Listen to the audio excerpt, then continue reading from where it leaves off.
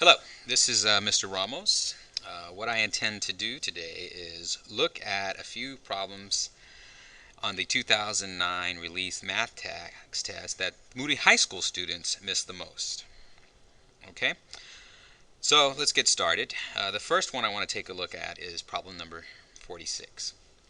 For a regular pentagonal prism, what is the ratio of the number of vertices to the number of edges?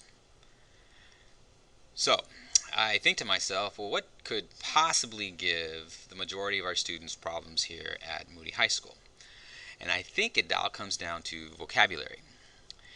For instance, if you don't know what a regular pentagonal prism is, well, there's no way you could possibly answer this question. Same thing goes for vertices and edges, and also what a ratio is. So what I'm going to do is we are going to use the internet to help us figure out what these things mean. So the intent is, if you are studying for the TAKS test at home and you come across problems, let's say on some assignments your TAKS teachers might have given you, you can utilize the internet to help you find the answers to these questions. Okay, so let's go ahead and get started.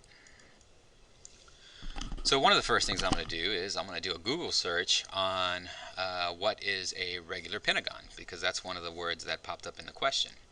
So when I do, I get all this information, so you can click through and find a website that'll help you answer the question. So I'm going to go ahead and click on this one here, and it gives me a couple of more options. Well, I'm interested in what a pentagon is, so I'm going to click on a pentagon, and here I have a picture of a pentagon. It's a five-sided polygon, and the sum of all the angles in a pentagon is 540. Some information. Now, what regular means in this, it's simply that all the sides and the angles are congruent. And this is what an irregular pentagon. So this is a good piece of information. So the next thing I want to look at is, what is a prism? So I'm going to go ahead and do a quick search on that. And I get a couple of possible choices here. So let's look at this first choice. Alright, I got a prism. And it says a prism has the same cross sections all along its length. What that means is, if I were just to cut this in half, I'd have the bases would look the same. Okay, imagine a loaf of bread. All the loaves of bread, no matter where they're sliced, they're pretty much are the same. So that's pretty much what a prism is. Another interesting bit of information here: prisms have no curves. Okay, so a cylinder is not a prism. A Coke can. But this triangular prism, that's an example of a prism. Okay, so back to what we need to know. A pentagonal prism is a five-sided prism that's going to look something like this right here. Alrighty, so let's look at another vocabulary. The next thing I want to look at are what are vertices and edges. Okay, so if you don't know what that means.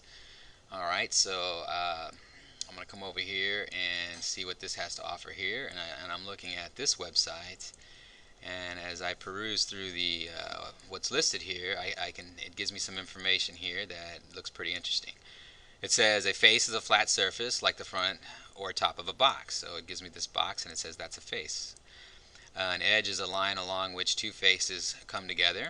Alright, so all these little dashed lines are my edges. And then it says a vertex is a point on a shape, a corner where several faces come together. So all these little corners are my vertices. So that's good to know. Alright, so the next thing I need to look at is, what's a ratio? Alrighty, so I'm going to do a search on this and click on ratios and proportions and read what it has to say about it. So a ratio is simply a comparison of two numbers. And how do ratios look? We generally separate the two numbers and ratios with a colon. So if we want to write a ratio between 8 and 12, we write it as 8 colon 12, or as a fraction, 8 over 12. And we say the ratio is 8 to 12. Alright, so I did a little research. I know what a ratio is. I know what a pentagonal prism could possibly look at, and I know what vertices and edges are. So now I have enough information to try and answer this question. So this is the end of part 1. Stay tuned for part 2.